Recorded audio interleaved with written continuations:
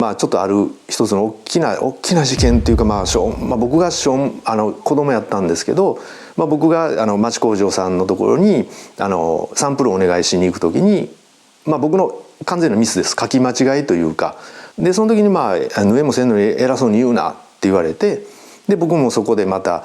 やめときゃええのに縫えたら偉そうに言うてええんかみたいな。でそういう喧嘩じゃないですけど、いつもすごい可愛がってもらってて、僕も大好きな職人さんなんですけど、でそれで女やったら縫えるまでやったら縫うてみって言われて、でその時初めてミシンの前に座ったわけですよね。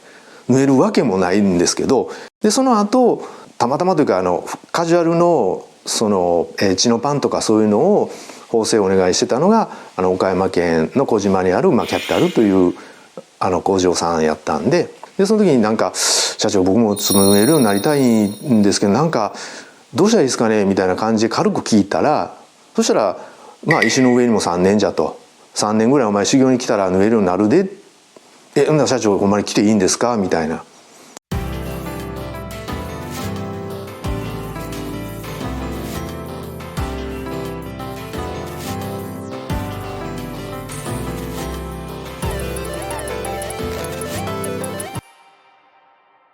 もともと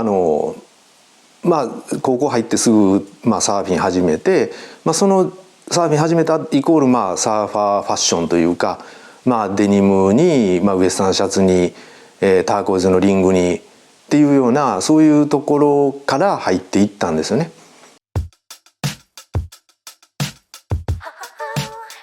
で最初はやっぱり古着ヴィンテージまでいかないですけど、古着屋さんに通っていろいろ教えてもらって、でその中で耳付きがあるとか、そういうヴィンテージ高いのがあるっていうのを知ったんですけど、もちろんそういうのはもう全然手に入るわけもなく、DC ブランドで販売やってる時の休みの日ですよね。休みの日はやっぱりそのリーバイスの古着のジーパンの上にそのメンズビーのジャケット着るとかっていうのがやっぱり自分の定番的な合わせ方になっていったっていうところが、デニムとの一番最初の出会いであり、その応用編というか、でジャケットとジーパンってやっぱりすごいいいなっていうふうに、その時やっぱり植え付けられたというか、自分の中でやっぱりそれが一番しっくりくるなっていうファッションにやっぱりなっていきましたね。そこから始まって、今もうちょっとで還暦っていうそこまでのキャリアの中で、今でもまだデニムをやってるって考えた時にすごいですよね。いやなんでしょう、やっぱり好きっていう部分がそのデニムだけには変わらないんですよね。好きなシルエットとか色とかっていうのは細かくは変わったりするんですけど、やっぱりこれに変わるものはやっぱりないかなとは常々思ってますね。嫌いにならないですね。結局 DC で販売をやらせてもらって3年ぐらい経った頃に、だいぶその DC ブランドの流行りも終わりに行きで売り上げも下がっていく、そういう中で自分ってほんまに販売ってどうなんやろうっていうこととまず向き合うようになったんですね。でその時にやっぱり作る方デザイナーがデザインして企画とかでデザインとかがされて、そういうものを縫製も何も知らんのにいかにももう全部知ってる、このブランド全部知ってるような接客というかそういうのにだいぶ違和感というか、俺なんやろうみたいなところがすごくあったんで、その後結局作る方プロダクトというかそっちの方に行きたいっていう気持ちが強くなり、でマンションメーカーというかクロージングのメーカーに就職させていただいたんですけど、転職したんですけど、その生産管理の方をさせてもらったんですね。ってなるとやっぱり、言えば、原炭を運んだりいろんな工場さんに行ったりとか、大阪なんで大阪にも小さな個人でやられてる工場さんがたくさんあるんで、やっぱりそういうところに服を作ってもらうのをお願いに行くと。そうなるとやっぱり上はどうしてもクロージングメーカーなんでジャケットを着ることが多いんですけど、やっぱり下はジーパンなんですよね。動き回るっていうのと、原炭運んだりいろんなことするんで結構やっぱハードに動き回るんで、やっぱりボトムはジーパンで、やっぱりそこでもやっぱりジーパンやったんですね。でその後に結局まあ、ちょっとある一つの大きな事件っていうか、まあ僕が子供やったんですけど、まあ、僕が町工場さんのところにサンプルをお願いしに行く時に、まあ、僕の完全なミスです。書き間違いというか。でそれをお願いしますね言うてで持ってったんですけど、その要は書いてることと、まあ、付属類とかが全然一致しない。でそれでまあその時やっぱりサンプル作る時ってすごいこう、まあ、納期もないですし、で結構イライラしてる職人さんに僕、まあ、えらい怒られたんですね。でその時にまあ縫えもせんのに偉そうに言うなって言われて、で僕もそこでまたね、やめときゃええのに縫えたら偉そうに言うてええんかみたいな。でそういうまあ喧嘩じゃないですけど、いつもすごい可愛がってもらってて僕も大好きな職人さんなんですけど、やっぱりこう、まあ、若いっていうのとなんかね素直に僕の間違いで謝ればそこで終わったんでしょうけど、でそれで女やったら縫えるまで縫うでみって言われて、でその時初めてミシンの前座ったわけですよね。縫えるわけもないんですけど一応ペダル踏んでみたんですよ。そしたらもうとんでもないことになりますよね。でそれでなんかその時初めてなんやろうと思ったんです。考えたら普通に考えればね、ミシンっていうのは針が上下に動いてるだけのものであって、そこに自分がどう手を添えてどういうふうにこうものを持っていくかっていうことがだけで決まっていくっていう、その単純であるがゆえにもうこんだけ難しいもんなんやっていうのがなんかそこからすごいこうミシンというものに対して恐れというかね、でそういうのが出てきて、でその後まあたまたまというかカジュアルのチノパンとかそういうのを縫製をお願いしてたのが岡山県の小島にある、まあ、キャピタルという工場さんやったんで、その工場さんにまあ出張に行った時に社長さんがまあたまたまこういらっしゃってちょっと話してくださったんで、その時になんか「社長僕もその縫えるようになりたいんですけどなんかどうしたらいいですかね」みたいな感じで軽く聞いたら、そしたら「まあ石の上にも3年じゃ」と「3年ぐらいお前修行に来たら縫えるようになるで」「ほんなら社長ほんまに来ていいんですか」みたいな。でそういうやり取りでキャピタルに就職させてもらうことになっていったっていうのがあります。で多分やってみたら、はい、なんかこのキャピタルでこう結果学んだことって何があるんですか？はい、いやもうまあそれこそ今思い返しても、まあ、めちゃくちゃ仕事はしました。まあ、岡山なんで波乗りもできませんし、でちょうどうちの子供が幼稚園に入る年やったんですね。でまあ僕がまあ勝手に、岡山でその社長さんに「じゃあよろしくお願いします」みたいなこと言ってしまったもんですから、それはもちろん家帰って嫁はんとはもうどうにかなるぐらい揉めましたね。でもやっぱり僕はどうしてもなんかそこだけはこう譲れなかったというか、それで結局、まあ、服屋なんで服の会社にとかまあメーカーにね、自分が今在籍してるところに、まあ、車販で服買わせていただいてるんで、まあ、それのツケが溜まってると。でそれと岡山まで、引っ越し費用もないと。でそういうことで、まあ、嫁さんが、まあ、その借金払い終わってで引っ越し代を作るっていう条件で、あとその3年間子供がちょうど幼稚園行って3年保育で幼稚園3年で終わって小学校は大阪でっていうのを条件に今許してくれたわけですね。でそこからメーカーに通いながらまず夜中の線路工事のバイトに行きまして、それを数ヶ月続けて、それでまあメーカーでその車販の分の借金をまあ全部払い終わって、それでまあ退職させていただいて、でそこからは手積みのダンプの産業廃棄物のバイトに1年は行ってなかったと思うんです。まあ9ヶ月10ヶ月ぐらいかけて、まあ、それで引っ越し代とか全部貯めて、でそれでまあもう無理やろなとか思ってたんですけど、まあ、その時まあ社長岡山のキャピタルの社長さんにまあ連絡したら「ええよ」と来いっていうふうに言ってくださったんで、まあ、それで行くよう岡山で修行すると。ですんでまあ僕にしたらもう時間もうリミット決められてるというか、まあもちろん当たり前の話なんですけど、そういう中でのチャレンジというかでしたから、やっぱりもうめちゃくちゃ貪欲にもう何でも吸収しようっていう3年間でしたね。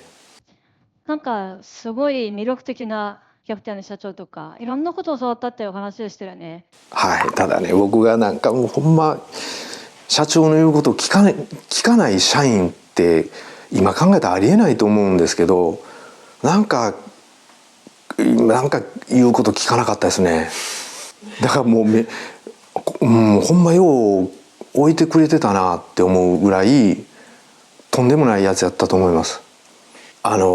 でね、一応その修行といっても結局僕には3年間しかないんで、縫製工場のところに工程の中に入ってしまうと絶対そんなん奥深いのはもう分かってますから、でそこに入ったら絶対抜けられへんっていうのはもう自分でも分かってたんで、そこにじゃあお前ここでこれ縫えって言われても僕縫わずうまくかわしながら配達とか、いやこれ配達行かなあかんので行ってきますわみたいなんで、なんかそういう外側の仕事を主にしながら、昼のご飯食べてからの30分40分ぐらいとか、あと残業が終わって出荷まで終わってだいたい8時ぐらいから10時ぐらいまで2時間ぐらいっていうのをずっと自分の縫製修行に、ですからまあ僕は勝手にやってたんですけど、それを言ったら電気つけっぱなし、ミシン使って糸使ってで言ったら備品の生地ですけども生地も使わせていただいて、で挙句の果てそれで僕が住んでるところが普通やったらその工場の近所に住むのがセオリーというか当たり前だと思うんですけど、うちの息子の幼稚園がうちの家内が行かせたい幼稚園があったようで、そこへ通わすにはやっぱりちょっと遠すぎるんで岡山市内に住んだんですよね。で小島まで通うのにやっぱり4、50分かかるっていう、修行に行ってんのか何してんのかようわからんようなことをしてましたから、それでやっぱり夜になっても全然電車がなくなるんですよ。それで社長がいつも「小園君おめえあれじゃ」言って「遅なったらもう車に乗って帰れよ」言ってくださるんですよね。で最初はもうそれ何回かお借りして帰るようになってたんですけど、やっぱりそのうちだんだん毎日言ってくださるんで、これ俺も乗ってええんかなというふうになっていき、でも毎日僕がそれを使う専用車みたいになっていって、最後はもう社長が使う時は「ゾノ君これ今日俺わし使うけどええかの?」言うてで乗っていけはるっていうぐらいになんかほんまとんでもないんですよと思います。もうなんか最悪やな俺って今思い返したらすごい恥ずかしいんですけど、だからそれがそんなやつおるってやっぱ今思えばなんて言いますかね、もう仕事はなんか一番最初に僕が社長に教わったのは特殊場って言って、この金具ですよね、ボタンとかそういうのを売ったりするところのエリアに行って、で赤鉛筆1本渡してもらって、でこれボタン打つところの印はこうやってつけるんじゃ、でこれをやれって言われたのが、最初で最後って言ったら言い方は語弊ありますけど、でそれだけ社長に言ってもらって、でそれをずっと毎日やるわけですよね。でも一つの株っていうんですけど、一つのロットがだいたい500とか、多いやつだったらもうちょいあったりするんですけど、それのボタンの印打つ、これじゃあ1個につき1着につき4つあるとして、俺1日に何個打たなあかんねんとかで、そのうち練習してたら何か言ってくれるやろって最初は思ってたんですけど、そっから何も言ってくれないんですよね。でボタン打たしてもくれないんで、そのボタンを打ってる職人さんがボタンを打ってる間にちょっと小休憩というかしてる間にパッと離れた時にやっぱり見よう見まねでもう勝手に打つんですよ。で勝手に打ってずっと打ってたら帰ってきた時に一言ですよね「おめえ難所などけ」で終わりっていうね。でもうみたいな。でそれをでももうそれを自分ではもう絶対これやり続けなあかんと思ってるんで。でまたその職人さんがどいた時に僕が座る。でまたどけ。それを何日も繰り返していって、でも最終的にはもう根負けした職人さんが「もうこっち側の横のこっち側で打て」言うて「その代わりお前ちゃんと印を入れてからやらなあかん」って言って、でそれで一つクリアして、でその次にはいやここのでずっとおったら俺こんなんボタン打つだけで終わってしまうわっていうのでだからそういうふうな自分で決めて自分でいろいろやっていくというか事務所に一つ机が空いてたというか、サンプルがいっぱい山積みになってた机があったんですね。でそこにこれ俺の机にしようかなとかって勝手に思ってでちょっとずつ僕片付け始めるわけですよ。そしたら社長とかも「お前何しよんじゃ」「いやこう片付けた方がいいかな思って」って「ああ」って言って片付けますよね。そしたら次の日とか行った時に僕のカバンを置き始めるわけですよ。でそのうちちょっとこう休憩みたいなちょっとした時にそこの椅子に座って「ああしんど」みたいな風にしてだんだんそこを自分のエリアにしていくというかで最終的にはそこにもう僕のいろんなものを入れていってっていう風にしてなんかステルスで自分の居場所を全部こう作っていったというだから今思えばほんまに何やろうこいつっていう自分で自分のことを客観的に見てももうこいつやばいなみたいな感じになってたと思います。なんか結局店長みたいなすごい重要な役課されてらっしゃいましたよね。そうなんですよ。それで結局その2年ぐらいした時に社長が急にその工場とは別になんかこう工房みたいな建物を建てはったんですよね。でそこに言ったら他の別部隊でリメイクしたりとかいろんなそういうことをやる舞台を作るからでお前それを言ったら指揮せじゃないんですけどそっちをやれっていうふうに言われててでそれをやってる時に社長が来てでアイロンとか一緒に社長も手伝ってくれてやってる時に「ここお前あれじゃのお前DC 出身やのはい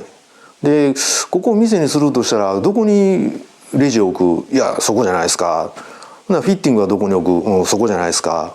棚はいや棚はこうやってほんでこんなやってかけた方がええんちゃいます分かったそしたら明日から店作るぞって言い出したんですよね。で「いや作るぞって何言うてはりますの?」って言ってたら「いやわしとおめで作るんじゃ」とって言い出したんで僕そんなできませんよって言ったら「ええからわしの言う通りせえ」言うてでその次の日からもう大工仕事でその工房やったところに、僕と社長がメイン、ほぼ内装というか、側はもちろんできてましたんでそこに床張ったりいろいろ重機作ったりとかいろいろ1ヶ月以上かけて作りましたね。でそれを手伝わせていただいたのが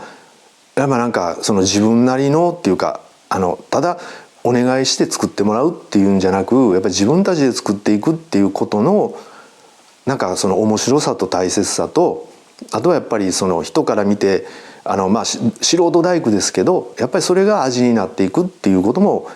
すごい貴重な学びもさせていただいてでその後いきなりなら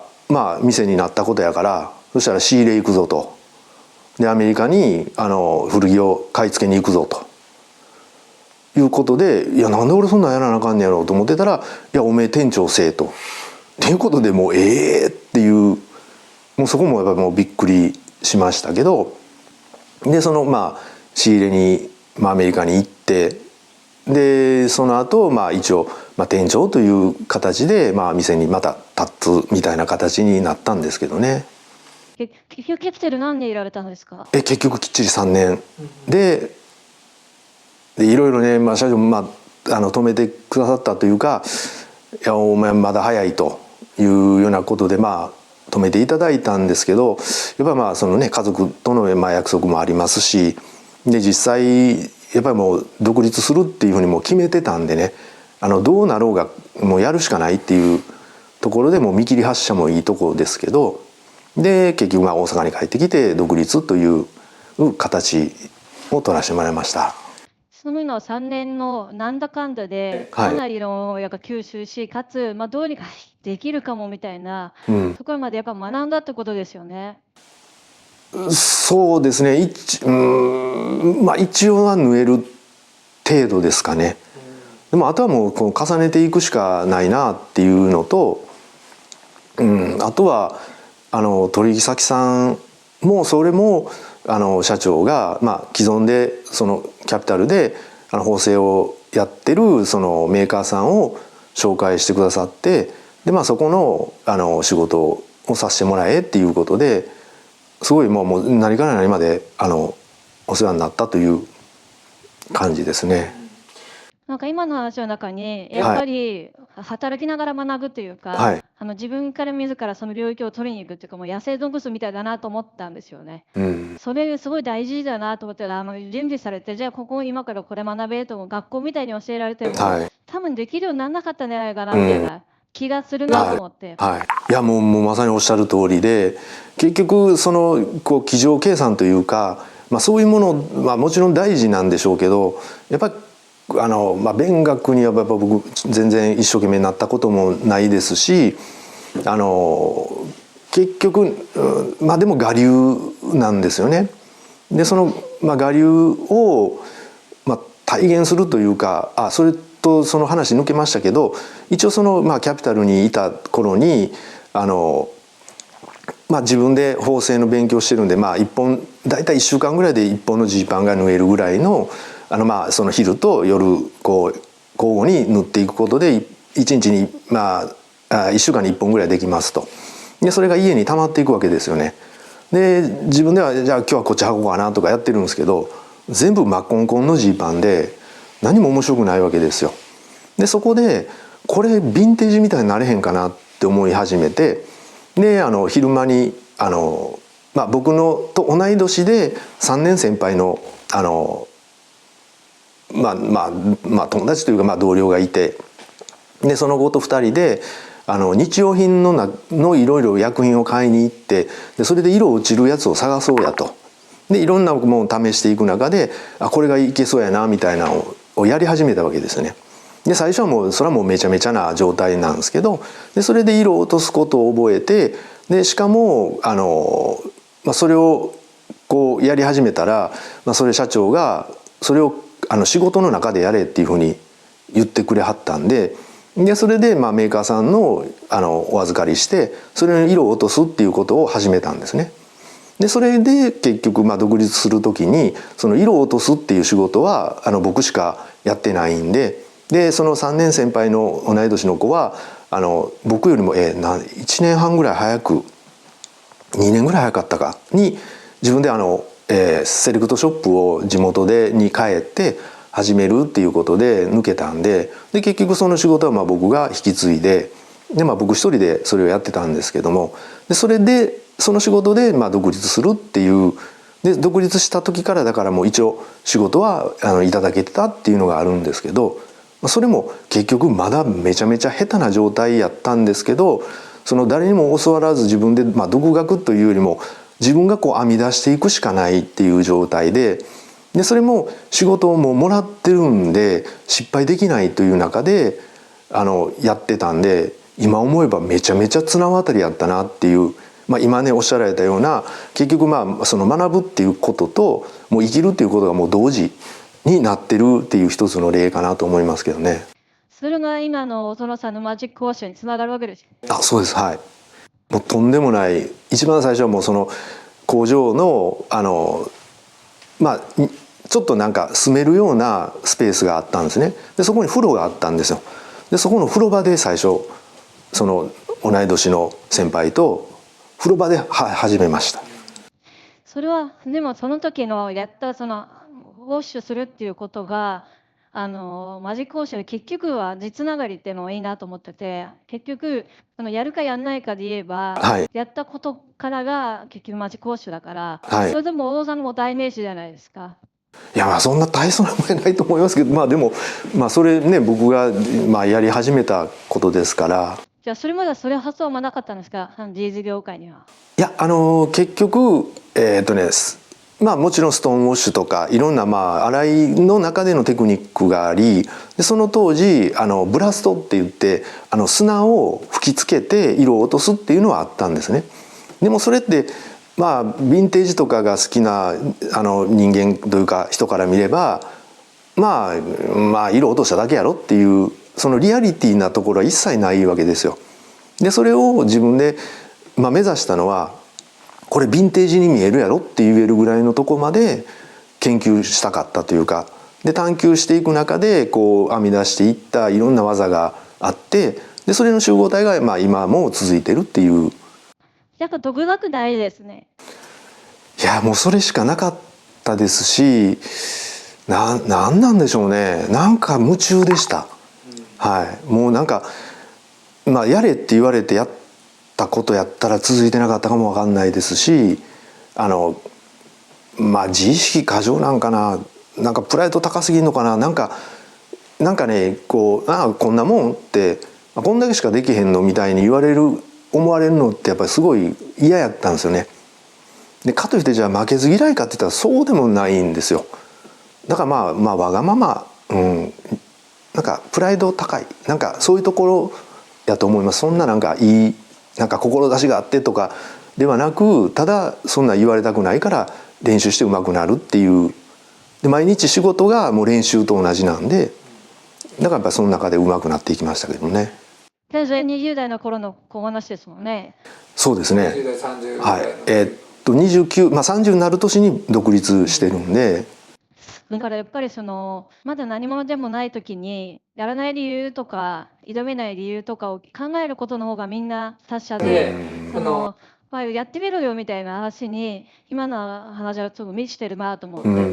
でも試したもん勝ちっていうか、勝手にやっちゃったことばっかじゃないですか。はい。だから自分があるとも言えますもんね。そうですよね。まあでもそれを許してもらえた環境っていうだからもうやっぱ人やと思うんですよ。そこにもうその感謝しかないですね。まあ、特にやっぱりその岡山時代の今思ったらもうどんだけご迷惑かけてんねんっていうぐらいのね。でまあ独立した後もなんやかんや言うてずっとまあなんて言いますかね、まあ小競り合いというかなんかその言うことが腹立つとかね、僕もなんかそういうことでなんかしょっちゅうこうなんか喧嘩じゃないですけどなんかその辺ばっかりしてましたけど、まあ今思えばねなんかアホやなとしか思わないですけど。